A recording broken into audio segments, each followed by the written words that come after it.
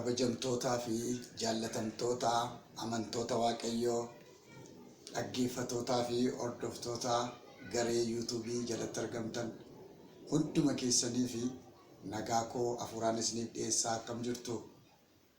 Nagaan Waaqayyoo Abbaa kan ilma isaa Gooftaa keenya Yesuus Kiristoos kan hafuura qulqulluu isiniif abaayyatu isin biraa jiraatu isin wajjin haa ta'u. Kanan isiniin jedhu obboleessa keessan Soortuu Buusaa Tolasaan jedhama. Galanni Waaqayyoo isa jiraataadhaaf haa ta'u. Yeroo ammaa kana sagalee Waaqayyoo kutaa gabaabaa qabadhee isiniif dhiyaadheetan jira. Dhagaan garee yuutuubii jalatti argamtan tajaajiltoonni biyya adda addaa jirtan amantoonni Waaqayyoo baga eegamtanii baga gargaaramtanii baga Gooftaadhaan jiraattanii adda nageessanan isiniin jedha. Maqaan Waaqayyoo bara baraan eebbifamu. Mee sagalee Waaqayyoo keessaa seera uumamaa boqonnaa 26 lakkoofsa 3 irra jiru dubbifanneetu Waaqayyoon wal wajjiniin hin kadhanna. Macaafa seera uumamaa boqonnaa 26 lakkoofsa 3 irraa dubbii Waaqayyoo nan dubbisa. Maqaa Gooftaa keenyaa Yesuus Kiristoosiin. Biyya kanatti galaa ta'i jiraadhu. Ani si wajjin nan ta'a. Sin eebbisas. Anoo biyya kana hundumaa siif sanyii keetiifis nan kenna. Waanan Abrahaam abbaa kee waanani kakuudhaan Abrahaam abbaa keetiif kakadhes nan jabeessa jedhee. Ameen. Kun dubbii sagalee Waaqayyooti. Mee Waaqayyoo akka nutti dubbatuuf hin kadhanna. Gooftaa bara baraa hangafa nagaa maqaa Gooftaa keenyaa Yesuus Kiristoosiin si galateeffannaa. Galanni siif haa ta'u. Ati furmaata keenyaa, madda furmaataa, abbaa furmaata keenyaa Yesuus Kiristoos maqaan kee eebbifamu. Saba kee irra lafaarra jiraatan obboleessa koo obboleettii koo nagaattee iddee gargaartee warra jiraatoo nu gootee saatii kana waan nu laatteef maqaa Yesuus Kiristoosiin galanni siif haa ta'u. Bara hamma bara baratti maqaan kee haa eebbifamu. Situ nagaa nuuf kenne sin nu jiraachisee maqaan kee ulfaatu. Amma immoo si kadhannaa balballi araaraa maqaa Gooftaa Yesuus Kiristoosiin nurratti kan baname haa ta'u. Araarri biyya kanaaf haa ta'u. Araarri nama kanaaf haa ta'u. Araarri saba keef haa ta'u. Araarri obboleessa koof haa ta'u. Araarri obboleettii koof haa ta'u. Galanni siif haa ta'u. Yaa Waaqayyoo amma immoo si kadhannaa sagalee kee kan nu bira dabarsu qilleensa kanarra dubbiin kee akkuma darbu seexanni qilleensa kana qabatee ergaa adda addaa dabarfachuuf dubbii kee kan nurkaa dha'u sagalee kee kan nurraa nyaatu humna maqaa Yesuus Kiristoosiitiin kan gubate haa ta'u. Maqaa Yesuusiin kan barbadaa'e haa ta'u. Maqaa Yesuusiin kan waraaname haa ta'u. Sajabaa dubbii kee nutti dubbadhu. Ergaa kee nu biraan ga'i. Sagalee kee nu ibsi. Maqaa Gooftaa keenyaa Fayyisaa keenyaa Yesuus Kiristoosiin si kadhannaa. Ameen. Irra deebi'uudhaan nagaa koo isiniif dhiyeessaa. Kabajamoo jaallatamoo saba Waaqayyoo garee yuutuubii jalatti argamtan hunduma keessaniif nagaan koo nagaan hafuuraa nagaan Waaqayyoo isiniif baay'atuun isiniin jedha. Dhagaan akkuma jalqaba dubbisee macaafa seera uumamaa boqonnaa 26 lakkoofsa 3 irraan dubbise. Mata dureen irratti sagalee Waaqayyoo isiniif qabadhee dhiyaadhee waa'ee kakuuti. Kakuun maaliif tura mata duree jedhudha. Maaliif tura kakuun kan jedhu dubbii Waaqayyoo wajjiniin ilaalla. Maqaan Waaqayyoo bara baraan kan eebbifame haa ta'u. Waaqayyoo Abrahaamiidhaanii akkuma kakuu galeef ilma isaa Yisihaaqiifis kakuu galee dubbata. Yisihaaqiin akkas jedhe si wajjinan ta'a sin eebbisa. Biyya kana keessa nagaan jiraadhu sin eebbisa. Abrahaamiif kakuun gale immoo nan jabeessa. Kakuun abbaa kee wajjiniin galee. Maqaan Waaqayyoo bara baraan eebbifamu. Waaqayyo Waaqni keenya Waaqa kakuuti. Kanaaf si wajjin kakuun gale nan jabeessaa jedhe Waaqayyo Abrahaamiidhaani. Waaqayyo Yisihaaqiinis abbaa keef kakuun gale kanan dhaaba jedhe. Kakuu koon jabeessa nan dhaaba jedhe. Waaqayyo kakuu nu wajjiniin gala. Yeroo ammaa kana galanni Waaqayyoof haa ta'u.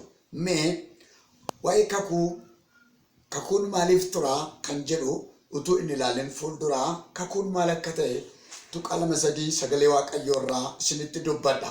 Kakuun maali kan jedhuuf egaa kakuun bakka gurguddaa 3tti kan qoodamudha. Ni jalqabaa kakuu nama dhuunfaa fi kakuu waaqayyoo gidduu jiruuti. Kakuu nama dhuunfaa fi kakuu waaqayyoo gidduutti adeemsifamudha kan arginu sagalee waaqayyoo irraati. Fakkeenya yoo fudhannu Abrahaamiin waaqayyo Abrahaamii wajjin kakuu ni galeeti argina. Waaqayyo Abrahaamii fi kakuu kakate. Kakuu nama dhuunfaa fi kakuu waaqayyoon gidduu jiru ta'uu isaati argina. Waaqayyo Abrahaamii fi kakuu gale. Macaafa seera uumamaa boqonnaa 15 lakkoofsa 18 irraa. Seera uumamaa boqonnaa 17 lakkoofsa 2 irraa. Seera uumamaa boqonnaa 17 lakkoofsa 4. Seera uumamaa boqonnaa 17 lakkoofsa 7. Seera uumamaa boqonnaa 17 lakkoofsa 9 hanga lakkoofsa 12tti kakuu dhagna qabaa waaqayyo Abrahaamii wajjiniin galuusaa argina.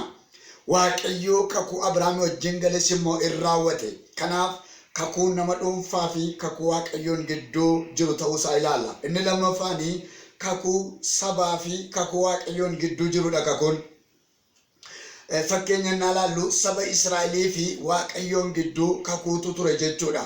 Waaqayyo saba Israa'elii fi kakuu gurguddaa gale. Kakuu gale kanas immoo waaqayyo raawwateera. Waaqayyo waaqni keenya waaqa kakuuti. Waaqa kakuu qofa otoo hin ta'in waaqa kakuusaa raawwachuu danda'udha. Waaqa kakuusaa galmaan ga'uu danda'udha. Waaqa kakuusaa fiixaan baasuu danda'udha. Galanni waaqayyoo isa jiraataatiif haa ta'u. Kanaaf saba Israa'elii fi waaqayyoo kakuu gale. Seera uumamaa boqonnaa 9 lakkoofsa 9 hanga lakkoofsa 13tti. Seera uumamaa boqonnaa 9 lakkoofsa 15 irraa isa kan argina. Maal jedhee kakuu gale waaqayyo saba Israa'eliif? Bishaan badiisaa kana booddee hin ta'u jedhe. Milikinni isaa immoo sabbata koon duumessa keessa kaa'e. Kunis milikkita kakuu ani addunyaa wajjiniin, kakuu ani saba koo Israa'elii wajjiniin, kakuu ani guutummaa namoota biyya lafaarra jiraatanii fi galuudha. Innis sabbata koo duumessa keessa nan kaa'e. Kunis kakuu nagaa, kakuu araaraati jedhe. Kana booda bishaan badiisaa hin ta'u jedhe waaqayyo. Galanni isaaf haa ta'u. Ergaansi qaba. Kana booda wanti sirratti ol ka'ee si liqimsuuf jedhee akka bishaan badiisaa sana sirra yaa'uuf mataarra si baduuf jedhe. Ilaa yeroo kanatti sagaleen siif qaba. Waaqayyoo ajaja baasee gab sirraa godheera. Kana booddee bishaan badiisaa hin ta'u jedhe. Waaqayyo ajaja baasee milikkita sabbatan duumessa keessa kaa'a. Innis immoo kakuu anaaf guutummaa biyya lafaa gidduutti ta'u kan ibsuudha jedhe. Maqaan waaqayyoo eebbifamu. Kanaaf waaqayyoo kakuu gale. Nohi wajjinis kakuu gale. Isiyaaqii wajjin akkuma kakuu gale waaqayyoo Nohiif maatii isaa wajjinis kakuu gale. Galanni isaaf haa ta'u. Seera uumamaa boqonnaa 6 lakkoofsa 18 irraa si wajjin kakuutti nan gala. Atis maatii kee hundumaa wajjin markabichatti hin galtu. Si isee miilla dheeraati kan waaqayyoo kakuu wajjiniin gale. Si isa miilla dheeraa argina. Seera uumamaa boqonnaa 26 lakkoofsa 3 kutaa keenya jalqabaa irrattis si isa miilla dheeraatiin waaqayyoo kakuu wajjiniin gale. Si isa gabaabaatu hin ta'in si isa dheeraa sanaan waaqayyoo kakuu si wajjiniin gala. Yeroo ammaa kana galanni waaqayyoo isa jiraataaf haa ta'u. Kanaaf kakuu saba waaqayyoo fi kakuu waaqayyoon gidduu jirudha. Inni sadaffaan kakuun kakuu namaaf nama gidduu jiru ta'uusaa argina. Kakuu namaa fi nama gidduu jirudha. Galanni waaqayyoof haa ta'u. Abrahaamii fi Abimelekii waliif kakatanii kakuu waliif galanii waliin lollu kana booda walitti hin buunu jedhanii kakuu waliif galanii waadaa waliif seenanii. Iddoo isaanitti kakuu kana waliif galanis Bersheebaa jedhamee waamama. Bersheebaa jechuun boolla bishaanii kakuu jechuudha. Kakuudhaan waliif galanii kakuudhaan araara buusanii kana booddee waliin lollu kana booddee waliin tuqnu kana booda walitti hin buunu kana booda walitti hin dubbannu kana booda walirratti hin kaanu jedhaniitu kakuu waliif galani. Iddoo sanas Bersheebaa jedhani. Bersheebaa jechuunis boolla bishaan kakuu jechuudha. Galanni waaqayyoof haa ta'u. Kakuu keessa jaalalatu jira. Maqaan waaqayyoo eebbifamu. Seera uumamaa boqonnaa 21 lakkoofsa 27. Seera uumamaa boqonnaa 21 lakkoofsa 31 irratti arganna. akkasumas Daawitiif Yoonaataan gidduu kakuutu jira. Kakuun kunis kakuu jaalalaati. Macaafa Saamu'eel isa duraa boqonnaa 18 lakkoofsa 1 macaafa Saamu'eel isa duraa boqonnaa 18 lakkoofsa 3 irratti arganna. Maqaan Waaqayyoo eebbifamu. Daawitiif Yoonaataan gidduu kakuu jaalalaatu ture. Kakuu guddaatu ture.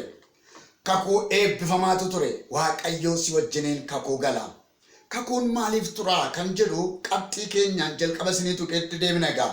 Kakuun akka inni turu yookaan kakuun dafee akka inni hin raawwatamneef wantoonni gurguddaan 3 baay'ee murteessoodha saba Waaqayyoo. Kakuun maaliif tura kan jedhuu fi waa gurguddaan 3 sagalee Waaqayyoo irraati har'a wal wajjiniin baranna. Kakuun maaliif tura kan jedhuuf tokkoffaa kakuun kan inni turuuf nu bilcheessuudhaaf tura. Akka nu bilchaannuufi galanni Waaqayyoof haa ta'u.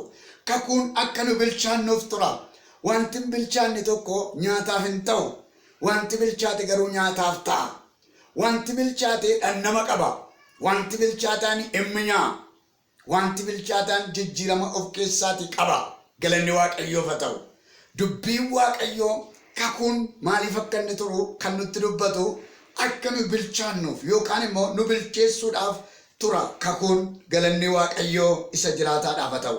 Wanta xobbee nyaanne humna godhachuu hin dandeenyu. Wanta bilchaataa yoo nyaanne garuu humna godhanna. Maqaan Waaqayyoo eebbifamu. Kanaaf kakuun nu bilcheessuudhaaf tura. Seera ba'uu boqonnaa 2 lakkoofsa 24. Aannaa saba koo dhaga'ee gadi bu'ee jedhe Waaqayyoo. Kakuu Abrahaam, Yisihaaq, Yaaqoobiif kakate yaadate. Waaqayyoo aannaa Israa'elootaa dhaga'ee jedha. Bara dheeraa booddee bishina isaanii keessa Waaqayyoo gaditti bu'e jechuudha. Yeroo dheeraa booddee Waaqayyoo gaditti bu'e. Seera ba'uu boqonnaa 2 lakkoofsa 24 irraa isa kan arganna.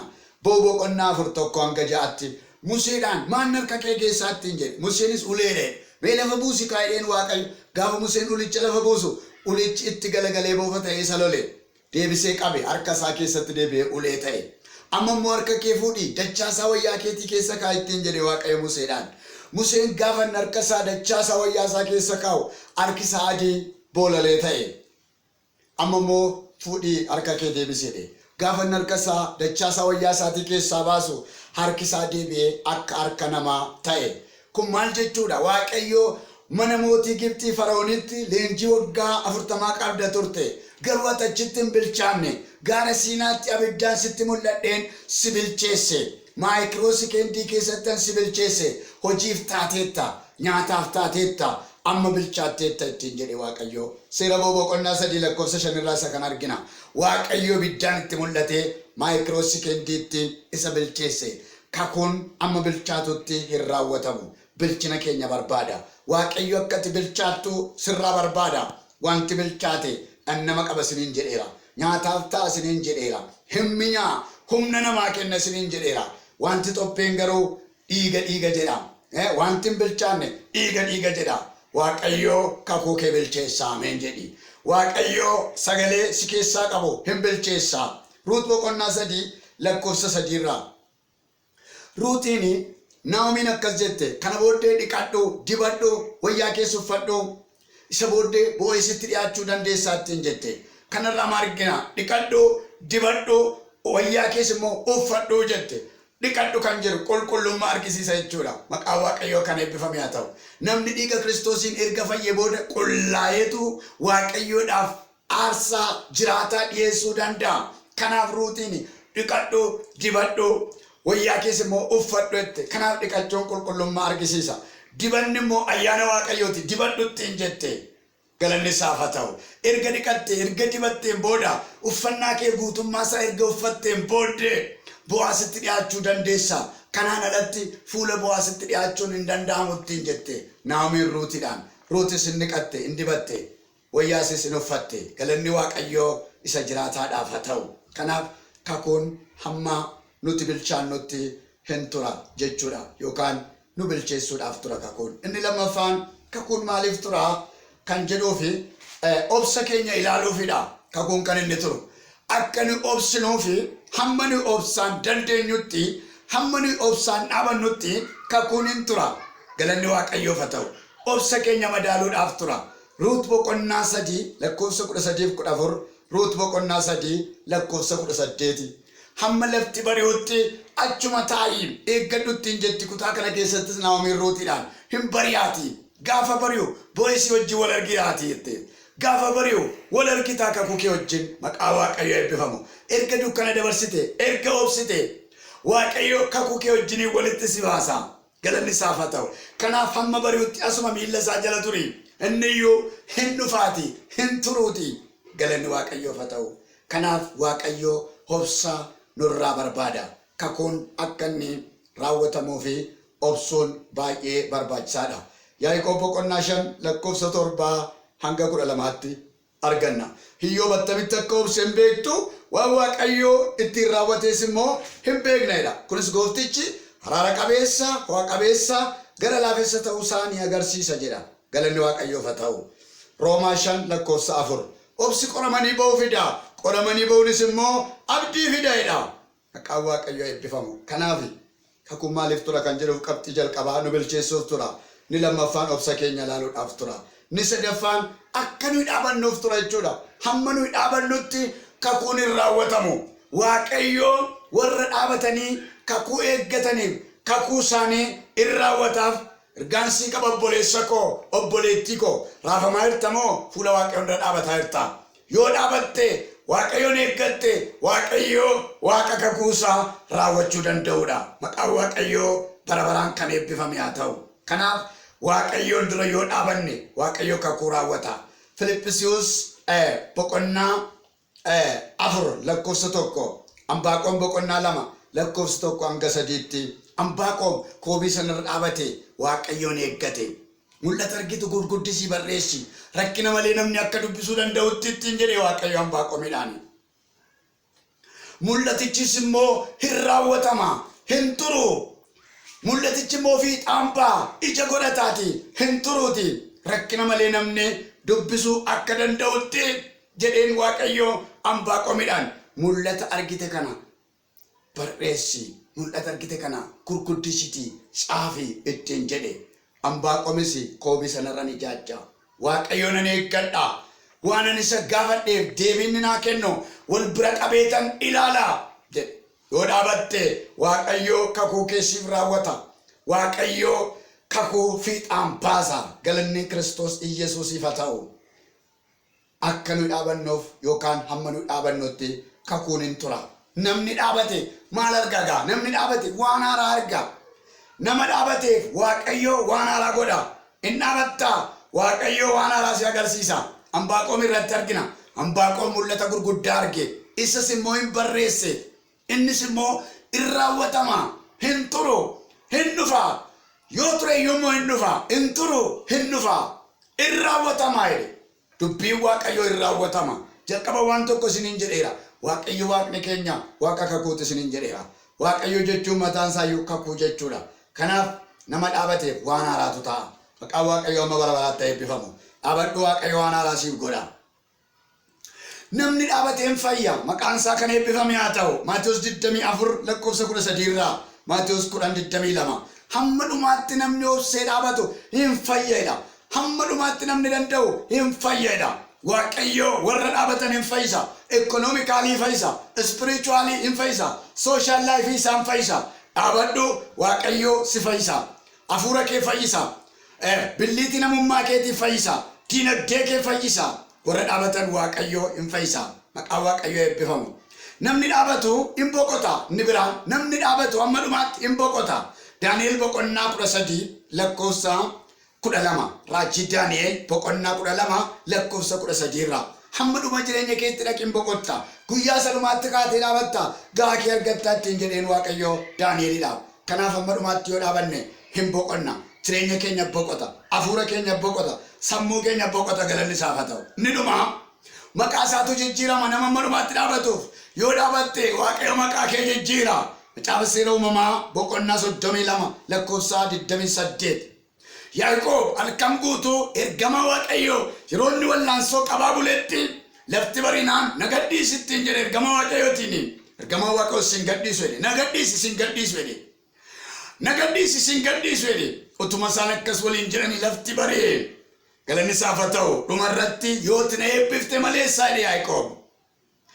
Bisuuf maqaan keenyu dharee jedhee gaafate ergamaa waaqayyoo. Maqaan koo Yaaqoob hin jedhama jedhe. Maqaan koo Yaaqoob ishee goomsituudha jedhe. Maqaan koo Yaaqoob ishee waliin dhooftuudha jedhe. Maqaan koo maqaa sirrii miti jedhe. Maqaan koo Yaaqoob irratti hin jedhe. Ergamaan waaqayyoo har'aa jalqabee maqaan kee Israa'elitti geeddarameera jedhe.